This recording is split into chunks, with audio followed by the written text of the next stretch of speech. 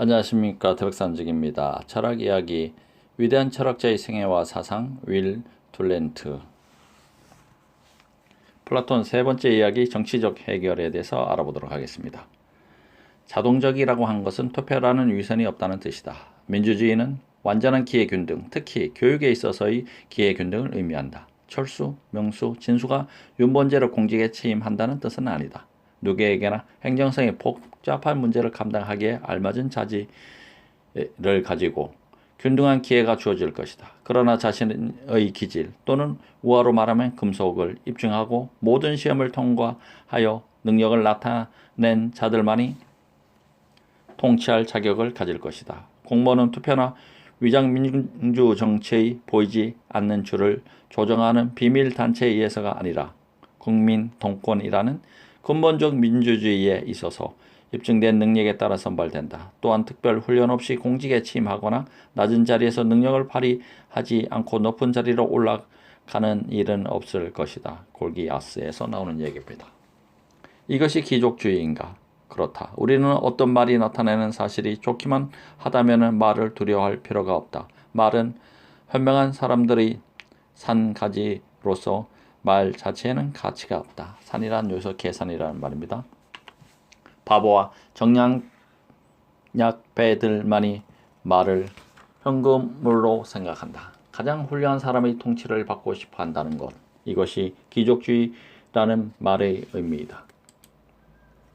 우리는 칼라일처럼 가장 훌륭한 인물의 통치를 갈망하고 또 하나님께 빌어오지 않았는가.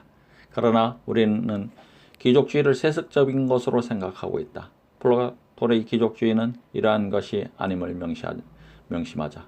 오히려 민주주의적 귀족주의라고 부를 수 있을 것이다. 인민은 당파가 후보자로 지명한 두 악한 중에서 약간 나은 자를 맹목적으로 선출하는 것이 아니라 여기서는 인민 각자가 후보자이고 교육에 의한 선발이라는 균등한 기회를 갖기 때문이다.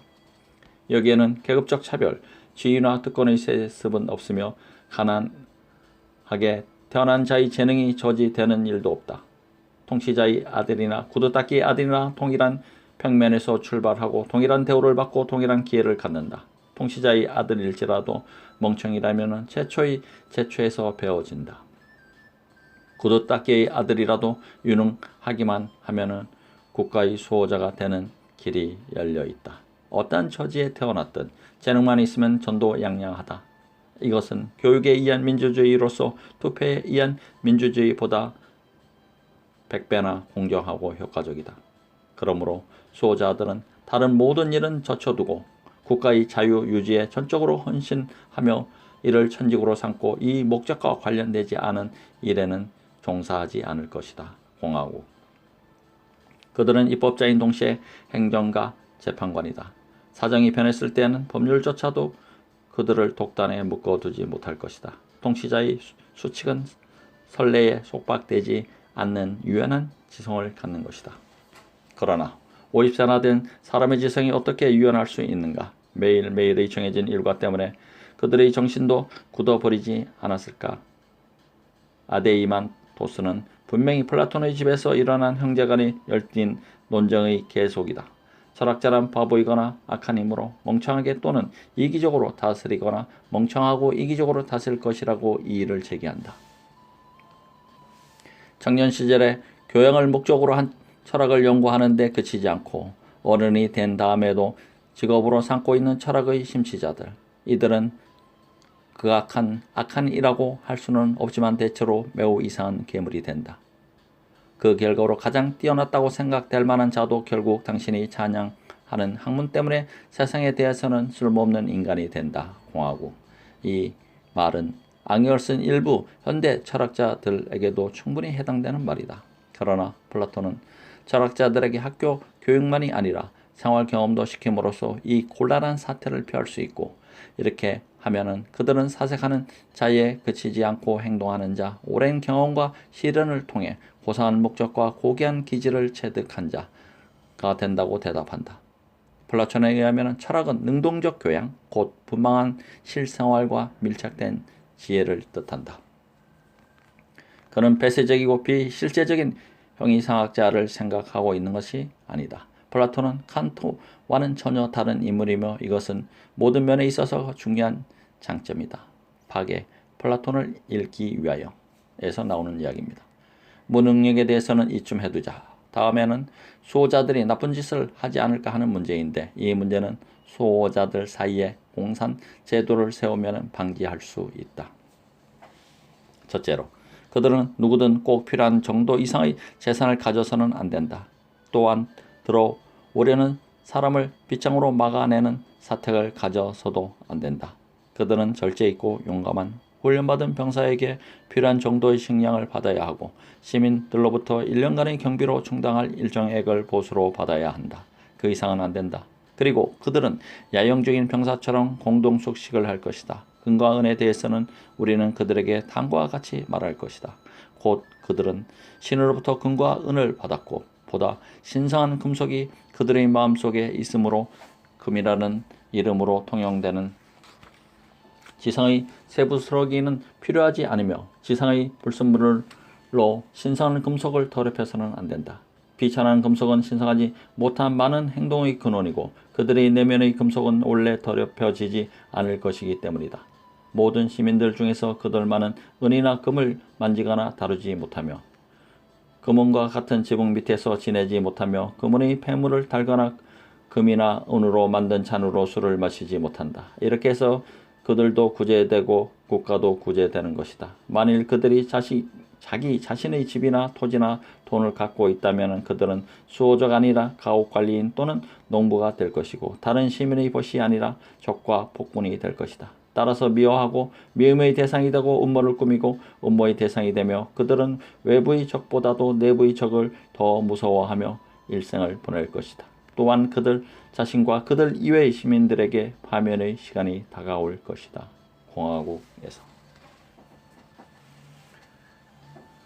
이러한 제도라면 수호자가 공동체 전체가 아니라 자기 계급의 이익만을 추구하는 도당으로서 통치한다는 것은 불리할 뿐 아니라 위험한 일일 것이다.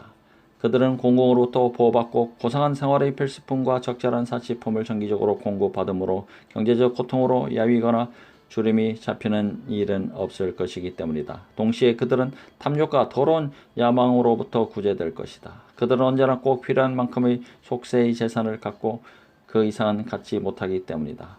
그들은 국민에게 식이요법을 처방해주고 자기 자신도 이 처방을 지키는 의사가 같을 것이다. 그들은 성직자처럼 공동 식사를 하고 검소한 생활을 서약한 병사처럼 바라크에서 잠잘 것이다. 피타고라스가 항상 주장한 바와 같이 친구들은 모든 것을 공유해야 한다. 법률에서. 그러므로 수호자의 권위는 살균되고 그들의 권력은 해독된다. 그들의 유일한 보상은 명예와 전체에 대한 봉사심이다. 그리고 그들은 이와 같이 물질적 제한이 많은 생애에 전부터 자진해서 동의한 사람들이며 엄격한 훈련 끝에 역관을 능사로 하는 정략배나 경제적 인간의 어리석은 이익보다는 정치가의 높은 명성을 존중할 줄 알게 된 사람들이다. 그들이 등장하면 도당 정치의 싸움은 종식될 것이다. 그러나 그들의 아내는 이러한 모든 일에 대해 어떻게 말할까? 아내들이 과연 사치스러운 생활과 재산의 한없는 낭비를 단념하는 데 동의할 것인가? 수호자는 결혼하지 못한다. 그들의 공산제도는 재산만이 아니라 여자에게도 적용된다.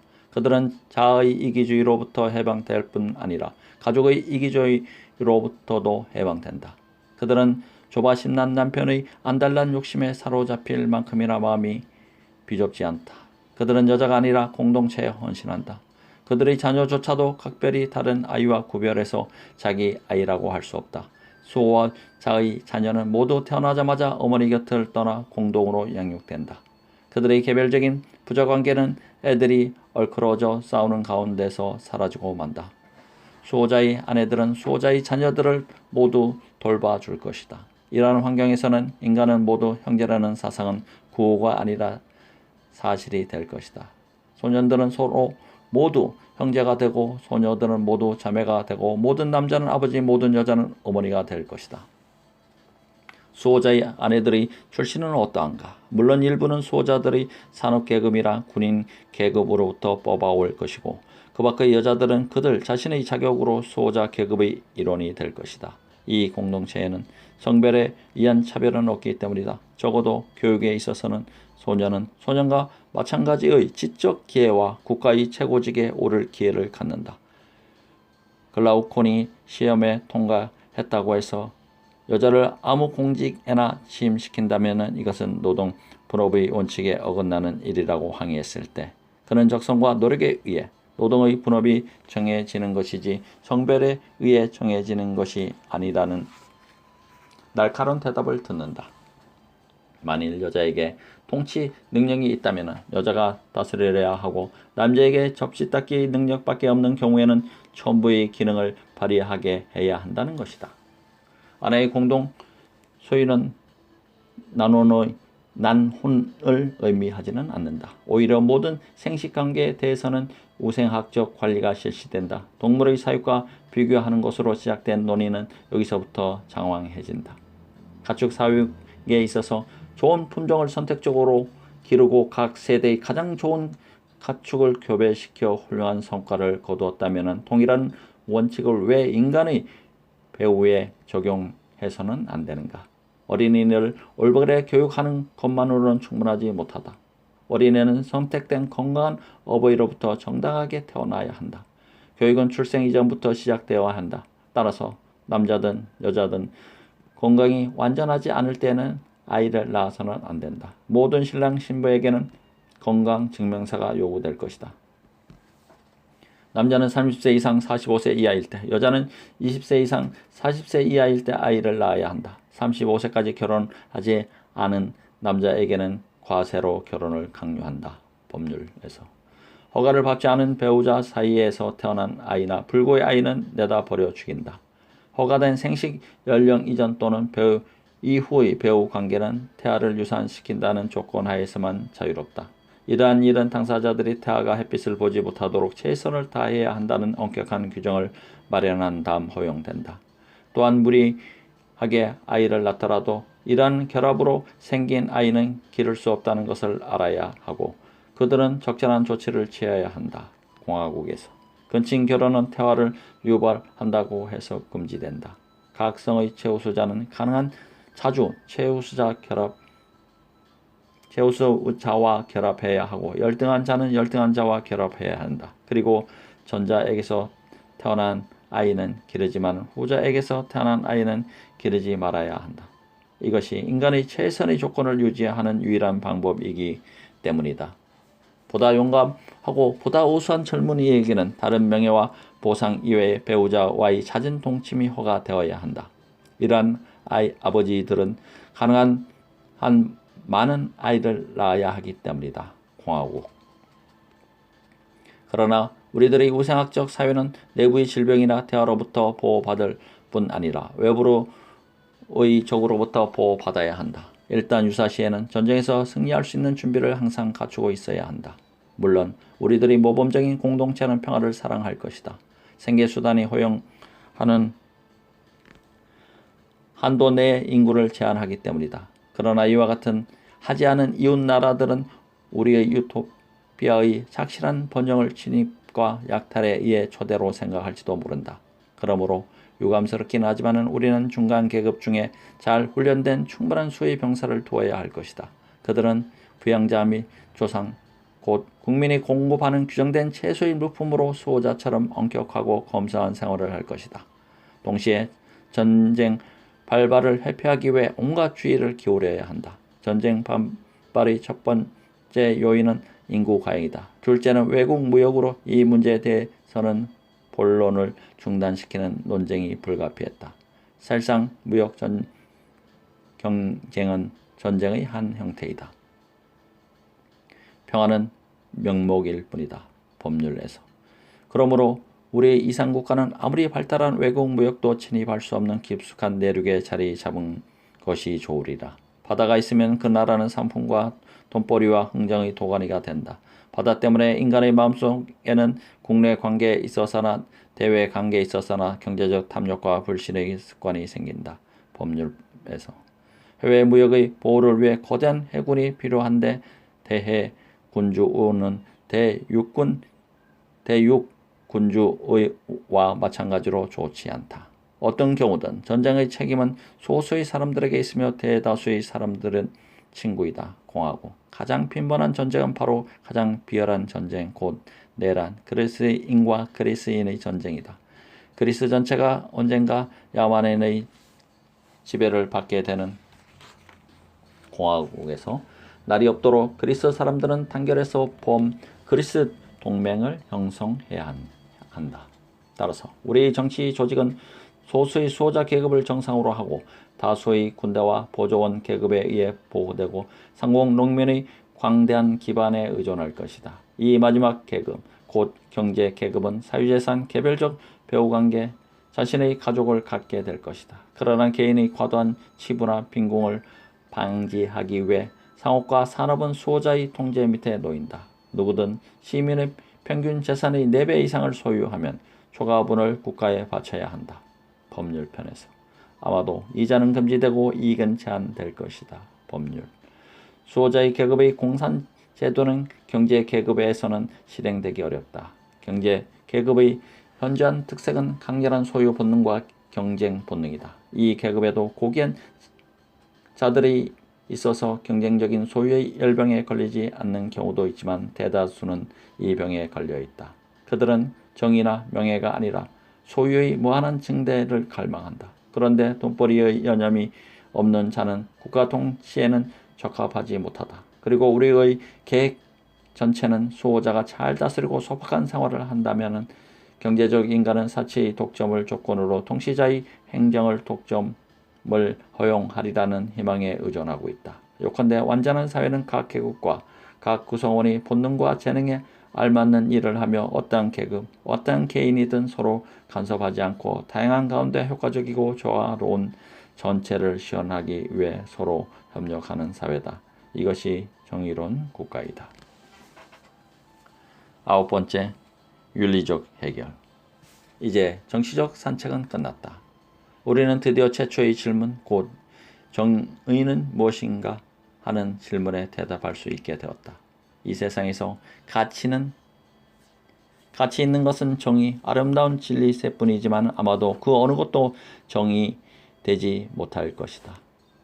플라톤이 죽고 400년이 지나서 어떤 로마의 유태 태수가 진리는 무엇인가? 라고 물었으나 철학자는 대답하지 못했고 아름다움은 무엇인가 하는 것도 밝히지 못했다.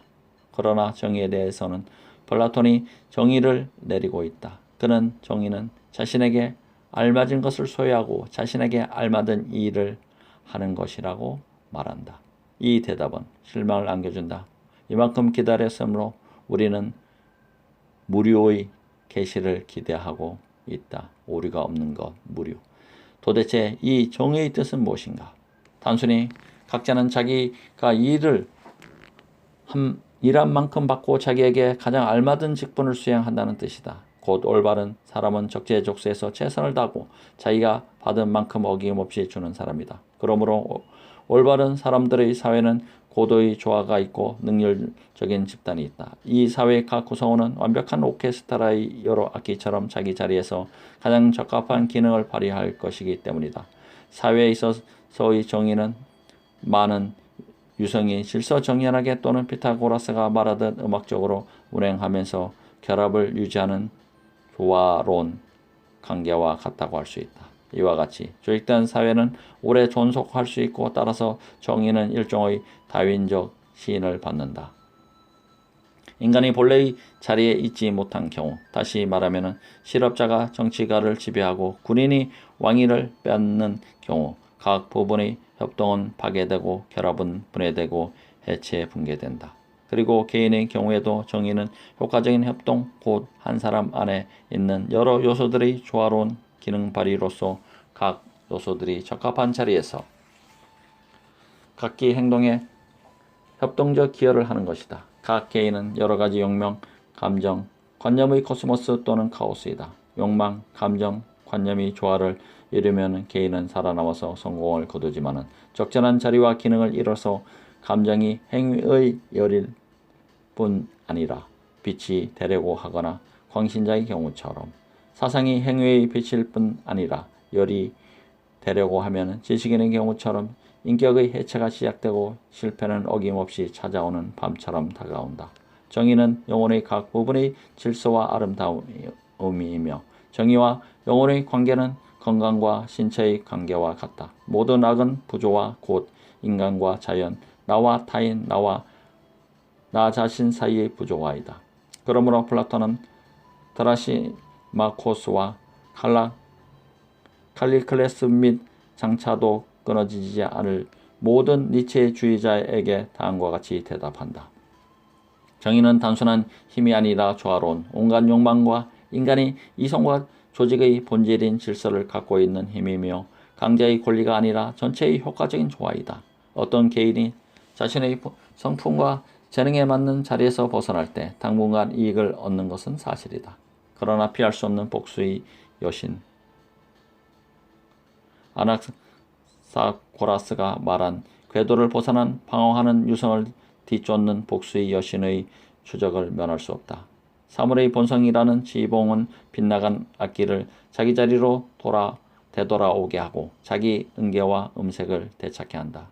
고르시카 섬 출신의 중위가 하룻밤 사이에 급조된 왕조보다는 고대의 군주 정치에 더 적합한 의식적 독재 정치로 유럽을 지배하려고 할 수는 있다. 그러나 그는 뉘우치는 마음으로 스스로 사물의 본성의 노예임을 깨달으면서 대해의 고도에서 눈을 감는다. 부정은 제거될 것이다. 이 견해에는 신기할 만큼 새로운 것이 없다. 사실 철학에게서는 새로움을 자랑하는 학설을 의심해 볼 필요가 있다. 진리는 아름다운 숙녀가 모두 그렇듯이 자주 옷을 갈아입지만은 새로운 옷을 입더라도 진리는 항상 동일하다. 도덕의 경우에도 갈목할 개혁을 기대할 수는 없다. 소피스트나 니체주의자들이 흥미진진한 모험에도 불구하고 모든 도덕적 개념은 전체의 복지를 축으로 회전하고 있다. 도덕은 결합, 상호의존, 조직과 함께 시작되고 사회생활은 공동의 질서를 위해 개인에게 주권의 일부를 양도하라고 요구한다. 그리고 궁극적으로 그 집단의 복지가 행위의 규범이 된다. 자연이 이와 같이 요구하는 것이며 자연의 판결은 언제나 최종적이다. 어떤 집단이 다른 집단과의 경쟁 또는 전쟁에서 살아남는 것은 그 집단의 단결과 힘, 그 집단 구성원의 공동 목적을 위해 협동하는 능력에 달려있다. 그런데 각자가 가장 잘할 수 있는 일을 한다는 것보다 더 훌륭한 협동이 있을 것인가? 이것은 사회가 생명을 갖고 있는 한 추구해야 할 조직의 목표이다. 도덕은 약자에게 친절한 것이라고 예수는 말하고 도덕은 강자의 늠름함이라고 니체는 말하지만 플라톤은 전체의 효과적인 조화라고 말한다. 완벽한 윤리학을 세우려면 이 세 견해를 합쳐야 할지도 모른다. 그렇다면 이 세 요소 중 어느 것이 기본적인 것인가? 10번째, 비판. 우리는 이 유토피아 전체를 어떻게 평할 수 있을까? 실현될 수 있을까? 실현될 수 없다 하더라도 현대에 적용할 수 있는 실용적인 면이 다소라도 있을까? 혹은 어느 곳에서 다소라도 실현된 적이 있을까? 적어도 마지막 질문에 한해서는 플라톤에게 유리한 대답을 하지 않을 수 없다. 유럽은 천년원 동안 플라톤이 상상한 바와 매우 흡사한 수호자 계급의 지배를 받았다. 중세를 통해서 기독교국의 주민은 노동자, 병사, 성직자로 분류되는 것이 상례였다. 성직자 집단이 비록 소수이긴 했지만 교양을 얻는 수단과 기회를 독점했고 거의 무제한의 권력을 갖고 지구상의 가장 강력한 대륙의 반을 통치했다. 성직자는 플라톤의 수호자들처럼 인민의 투표에 의해서가 아니라 성직 교육의 행정에서 보여준 재능, 명상과 검소한 생활의 기질 그리고 이 말의 첨가는 당연한 일이겠지만 국가와 교회의 권력층에 있는 친척의 영향력에 의해 권좌에 올랐다. 성직자 통치의 후반기에 성직자들은 플라톤이 바랐던 바와 마찬가지로 가족 문제에서 해방되었다. 그리고 때로는 그들은 수호자에게 부여된 생식의 자유를 적지 않게 함락하는 것 같다. 독신생활은 성직자의 권력의 심리적 구조의 일부였다. 그들은 한편으로는 가족의 편협한 이기주의에 얽매이지 않았고 또 한편으로는 그들이 육신의 유혹을 극복한 것이 분명했기 때문에 속인들의 외경심을 높여주어 제 많은 속인들은 고해실에서 자진하여 자신의 생활을 적나라하게 털어놓았던 것이다. 가톨릭 정치의 대부분은 플라톤의 웅대한 호구로부터 나왔거나 그 영향을 받은 것이다. 곧 중세적 형태의 천국, 연옥, 지옥의 관념은 공화국의 최종편에서 찾아볼 수 있고, 스콜라 철학의 우주론은 대부분 디마이 오스에서 나온 것이다. 신념론, 보편 개념의 객관적 실제를 말하는 학설, 이데아론의 한 해석이었다. 교육상의 사과, 산술, 기하, 천문학, 음악도 플라톤의 윤곽을 제시한 교과 과정을 모방한 것이다. 유럽 사람들은 이러한 학설에 의해 거의 폭력을 사용하지 않고 통치했다. 또한 유럽 인민들은 이러한 통치에 만족하고 천여년 동안 통치자에게 풍족한 물질적 지원을 하면서도 정부에 아무런 발언권도 요구하지 않았다. 게다가 이러한 묵종은 일반 대중에게 국한되지 않았다. 상인과 군인, 봉건 영주와 민간 유력자도 모두 노마에 무릎을 꿇었다. 결코 얕볼 수 없는 정치적 지혜로 무장한 귀족주의였다. 아마도 세계 역사상 가장 놀랍고도 가장 강력한 조직이었을 것이다. 그러나 아리스토텔레스 이후 오늘에 이르기까지 비평가들은 공화국에서 반대와 의혹의 많은 단서를 찾아냈다. 스타기라이는 빈정거리듯 간단하게 이 개혁과 그 밖의 많은 것들은 옛부터 몇 번씩 발견된 것이라고 말했다. 모든 사람들이 형제인 사회를 구상한다는 것은 매우 좋은 일이다. 그러나 이러한 관계를 현대인 남성 전체에 확대시키면 이러한 관계의 따뜻함이 사라지고 그 의의가 상실될 것이다. 재산의 공유도 마찬가지다. 이것은 책임감의 희박화를 뜻한다. 모든 것이 모든 사람에게 속해 있다면 아무도 재산을 도모려고 하지 않을 것이다. 끝으로 공산주의는 타인과의 끊임없는 접촉으로 사람들을 지치게 할 것이고, 프라이버시나 개성이 남을 여지는 없을 것이며, 소수의 성자들만이 가질 수 있는 아내와 협동의 덕을 전제하게 될 것이라고 이 위대한 보수주의자는 주장한다. 우리들은 평범한 사람들이 미치지 못하는 덕의 기준이나 천성과 환경으로부터 특별한 혜택을 받는 교육을 전제해서는 안 된다. 오히려 우리는 대다수의 사람들이 참여할 수 있는 생활과 국가라면 일반적으로 달성할 수 있는 통치 형태를 생각하지 않으면 안 된다. 아리스토텔레스의 정치학에서. 이것은 플라톤의 가장 위대한 그리고 가장 시기심 많은 제자의 비판이다. 그 후의 비판자들도 대부분 비슷한 비판을 하고 있다. 플라톤은 일부 일처제와 이 제도에 따르는 도덕률에 축적된 관습의 힘을 과소평가하여 남자는 아내의 몇 분의 1쯤을 소유하는 것으로 만족하리라고 가정함으로써 남자의 소유욕을 가볍게 보았고, 또한 자기 자식을 가로채서 누구지도 모르는 냉정한 사람의 손으로 키우도록 어머니가 동의하리라고 가정함으로써 모성의 본능을 무시했다. 그리고 무엇보다도 그는 가족을 폐기함으로써 도덕의 위대한 요란과 그의 이상국가의 심적 기초가 될 협동적인 공산주의적 습관의 주요 원천을 파괴하고 있다는 것을 망각하고 있었다. 그는 유례없는 웅변으로 자기가 앉아있는 나뭇가지를 베어버렸다는 비판도 있었다. 이러한 모든 비판에 대해서는 이러한 비판은 오직 호소아비를 쓰러뜨리는 것에 지나지 않는다고 간단히 대답할 수 있다. 플라톤은 분명히 그의 공산주의적 계획에서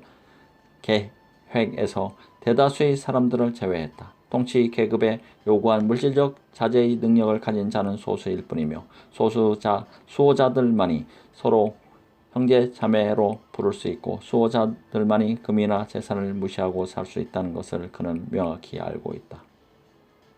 대다수의 사람들은 존중할 만한 온갖 제도, 재산, 돈, 사치, 경쟁, 그리고 그들이 원하는 만큼의 프라이버시를 유지할 것이다. 그들은 참을 수만 있다면 일부 일처의 결혼을 할 것이고, 일부 일처제와 가족 제도에 대해서 파생되는 모든 도덕을 준수할 것이다. 아버지는 아내를, 어머니는 자녀를 실증이 날 때까지 마음대로 곁에 있게 할 것이다. 수호자들에게는 공산주의적 기질보다는 오히려 수치심과 명예욕이 필요하다. 친절이 아니라 긍지가 그들을 지탱해줘야 한다. 그리고 모성 본능을 보면 이 본능은 아이가 태어나기 전에는, 심지어 아이가 성장하는 동안에도 강하지 않다. 평범한 어머니는 아이를 기쁨보다는 체념을 갖고 받아들인다. 아이에 대한 사랑은 일종의 발달이지 갑작스러운 기적이 아니다. 아이가 성장함에 따라 아이가 어머니의 정성으로 모습을 갖추게 됨에 따라 어머니의 사랑도 성장하는 것이다. 아이는 모성 본능이 구현될 때까지는 어머니의 마음을 최종적으로 사로잡지는 못한다. 다른 비판은 심리적이라기보다는 경제적인 것이다. 플라톤의 공화국은 도시가 둘로 갈라진 것을 비난하면서 셋으로 갈라져야 한다고 제안하는 것이라고 말하는 사람도 있다. 도시가 둘로 갈라지는 것은 경제적 알력 때문이지만은 플라톤의 국가에서는 수호자 계급과 보정 계급은 결코 돈이나 재산을 위한 경쟁에 관여하지 못한다.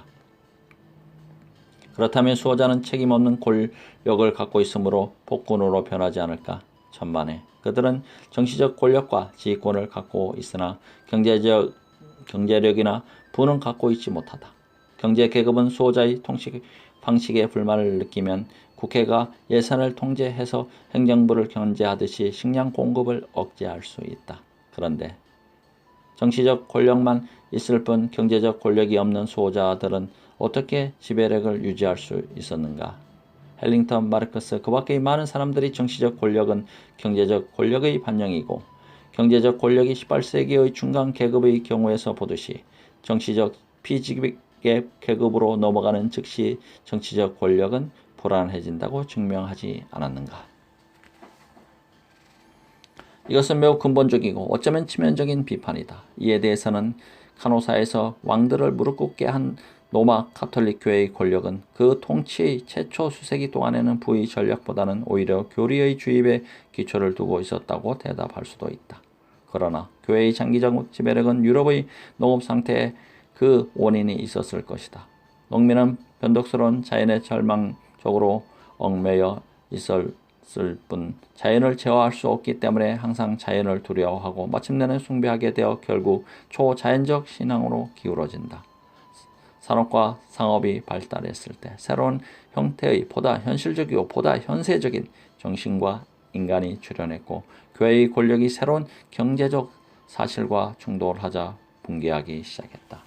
정치 권력은 경제적 세력의 균형 변화에 끊임없이 적응하지 않으면 안 된다. 플라톤의 수호자들은 경제 계급에서 경제적으로 의존함으로써 곧 경제 계급이 조종하는 정치 기관으로 전락한다. 군사력을 동원하더라도 이 불가피한 사태를 오랫동안 저지하지는 못할 것이다. 혁명 러시아의 군사력 이상하는 것이 있더라도 식량의 증산, 따라서 국민의 운명을 지배하는 농민 사이에 탐욕스러운 개인주의가 발달하는 것을 막지 못할 것이다. 오직 다음과 같은 사실이 플라톤에게 유리할 뿐이다. 곧 국가의 정책은 경제적으로 유력한 집단에 의해 결정될 수밖에 없다 하더라도 이 정책은 정치가의 솜씨를 익히지 못한 채 불쑥 상업계나 산업계의 관계에 나온 사람들이 아니다. 특별한 정치적 훈련을 받은 사람들에 의해 집행되는 것이 더 바람직할 것이다. 플라톤에게 결여된 것은 아마도 유전과 변화에 대한 헤라클레이토스적 감각일 것이다. 그는 세계라는 활동사진을 고정되어 움직이지 않는 그림으로 만들려고 애를 썼다. 그는 다른 소심한 철학자들처럼 오직 질서만을 사랑했고 아테네 민주정치의 소란에 놀라서 개인의 가치를 극단적으로 무시했다. 그는 공중학자가 파리를 분류하듯 인간을 여러 계급으로 나누고 목적 달성을 위해서는 성자 같은 속임수도 서슴지 않았다. 그의 국가는 정적이다. 이 국가는 자칫하면 창의를 적대시하고 변화를 미워하는 완고한 80대 노인들이 지배하는 고러한 사회가 될 것이다. 이 국가에는 과학만 있고 예술은 없다. 이 국가는 과학적 정신에는 소중한 질서만을 찬양하고 예술의 정수인 자유는 전적으로 무시한다. 이 국가는 명목상 아름다움을 숭상하지만은 아름다움을 창조하거나 찾아내는 예술가는 추방한다. 이것은 스파르타나 프러시아 같은 국가이지 이상 국가는 아니다. 이제까지는 어쩔 수 없이 불쾌한 비판을 솔직히 말했지만 지금부터는 플라톤 사상의 힘과 심원성의 경의를 표하기로 하자. 이 세계는 가장 현명한 인물에 의해 통치되어야 한다는 것은 그의 말은 본질적으로 올바르다. 그렇지 않은가? 그의 사상을 우리 시대와 제안에 적용하는 것이 우리들의 과제다. 오늘날 우리는 민주주의를 당연한 것으로 생각하지 않을 수 없다. 우리는 플라톤의 제안에 따라서 선거권을 제한할 수는 없으나 공직 취임의 제한을 가해 플라톤이 생각한 듯한 민주정치와 귀족정치의 혼합을 실현할 수는 있다. 우리는 정치가가 의사와 마찬가지로 철저한 전문적 훈련을 받아야 한다는 그의 주장을 이의 없이 받아들일 수 있다. 우리는 대학에 정치학과와 행정학과를 설치하는 것이 좋으리다. 그리고 이 학과들은 충분한 기능을 발휘하기 시작하면은 이러한 학과 출신자가 아닌 한 공직 시험의 자격을 주지 말고 이러한 훈련을 받은 사람에게는 누구에게나 공직 취임의 자격을 부여하면 될 것이다. 이렇게 하면 민주정치의 부패의 근원인 복잡한 지명제도를 완전히 제거할 수 있을 것이다. 선거인들이 적절한 훈련을 받고 충분한 자격을 갖춘 후보자들 중에서 선택하도록 해야 한다. 이렇게 되면 비슷비슷해서 구발하기 어려운 자들이 4년마다 무대에 나와 쇼를 하고 허풍을 떠는 지금보다는 민주적 선택의 폭이 훨씬 넓어질 것이다. 공직 취임의 자격을 행정학과 졸업생에게 국한시키는 이 계획을 참으로 민주적인 것으로 만들려면 오직 한 가지 수종으로 충분할 것이다. 고 부모의 재산과 상관없이 모든 남녀에게 대학 교육의 기회 균등을 보장하고 정치적 상승의 길을 열어주는 것이다. 중학교, 고등학교, 대학에서 일정한 기준의 재능을 나타냈으나 부모에게 재정적 능력이 없어서 상급학교 진학을 포기한 모든 졸업생에게 도시군이 장학금을 지급하는 것은 매우 간단한 일일 것이다. 이야말로 명실상부한 민주주의다. 끝으로 플라톤도 그의 유토피아가 실제로 이 땅의 위에 실현될 수 없다는 것을 알고 있었다는 점을 첨가해 두는 것이 공정하다. 그는 달성하기 어려운 이상을 말했다는 점을 스스로 시인하지만은 그럼에도 불구하고 그는 이러한 소망의 표현에는 가치가 있다고 주장한다. 인간의 의는 보다 좋은 세계를 상상하고 최소한 그 일부나마 실현하려고 하는 데 있기 때문이다. 인간은 유토피아를 계획하는 동물이다. 우리는 앞뒤를 바라보며 현존하지 않는 것을 갈망한다. 그렇지 않으면 모든 일은 무익하다. 우리 숱한 꿈은 사지가 생겨 걸어 다니게 되거나 날개가 돋아 날아다니게 되었다. 날아다니려고 한 이카루스의 꿈처럼 비록 상상에 지나지 않는다 하더라도 유토피아는 우리 운동과 행동의 목표와 모범으로 이바지할 것이다. 충분한 사람들이 이러한 상상의 광채를 따라간다면 유토피아는 지도 위에 실현될 것이다.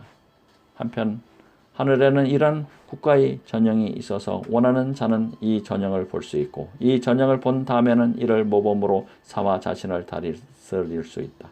그러나 이 국가가 지상에 실제하든 또는 장차 실현되든 그는 이 국가의 법률에 따를 수밖에 없으리라. 공화국에서 선량한 인물은 불완전한 국가에서도 완전한 법률을 실시할 것이다. 그럼에도 불구하고 플라톤은 이러한 모든 의문을 의문으로 남겨둔 채 그의 계획을 실현할 기회가 주어지자 대담하게도 모험을 서슴지 않았다. BC 387년 플라톤은 당시 번창하고 강력했던 시라쿠사 시켈리아의 수도 통치자 디오니시우스로부터 그의 왕국을 유토피아로 만들어 달라는 초청장을 받았다. 우리 철학자는 티르고처럼 전 인민보다는 한 사람, 비록 왕이라도 교육시키는 것이 더 쉽다고 생각하고 초청에 응했다. 그러나 디오니시우스는 플라톤의 계획에 따르면 자신이 철학자가 되거나 왕위를 버려야 한다는 것을 알고는 망설이게 되었다. 결국 결말은 쓰디쓴 논쟁이었다. 일설에 의하면 플라톤은 뇌로 팔려갔다가 친구이자 제자인 아니켈리스에게 구출되었다고 한다. 아테나의 플라톤 추종자들이 아니켈리스에게 스승을 위해 치른 몸값을 되돌려 주려고 했을 때 그는 아테나 사람들만이 철학을 도와줄 특권을 가진 것이 아니라고 하면서 거절했다. 이러한 그리고 우리가 디오게네스 라에느티우스를 믿는다면 이와 비슷한 또 하나의 경험이 플라톤의 마지막 저술 법률의 미몽에서 깨어난 듯한 보수주의를 설명해 줄 것이다. 그럼에도 불구하고 그의 긴 생애의 만년은 매우 행복했던 것 같다. 제자들이 모든 방면에 진출하여 성공을 거뒀기 때문에 그의 명성이 높아졌다. 그는 아카데미아에서 평화로운 생활을 하며 학생들의 그룹을 차례차례 찾아가 연구 문제와 과제를 내어주고 다시 찾아왔을 때는 결과 보고를 받았다. 라 로슈푸코는 늙을 줄 아는 사람이 적다고 말했다. 플라톤은 늙는 법을 알고 있었다. 그것은 솔론처럼 공부하고 소크라테스처럼 가르치고 열성적인 청년들을 지도하고 지적인 동지를 찾아내는 것이다. 그가 제자들을 사랑하듯 제자들도 그를 사랑했다. 그는 제자들의 철학자요 지도자인 동시에 보시었다. 제자 중 한 사람이 결혼이라는 커다란 심년에 직면하여 스승을 결혼 피로회에 초대했다. 89령의 플라톤은 잔치에 참석하여 축하객들과 즐겁게 어울렸다. 그리고 웃고 떠들다가 밤이 깊어지자 늙은 철학자는 잠시 눈을 붙이려고 조용한 구석으로 물러나 의자에 앉았다. 아침이 되어 잔치가 끝났을 때 피로한 조정꾼들은 그를 깨우러 왔다. 그들은 밤사이에 플라톤이 조용히 고통도 없이 잠시 동안의 잠에서 영원한 잠으로 빠져든 것을 발견했다. 아테네의 모든 사람들이 그의 묘지까지 따라갔다.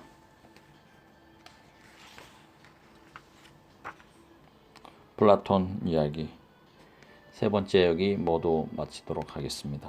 감사합니다. 태백산지이었습니다.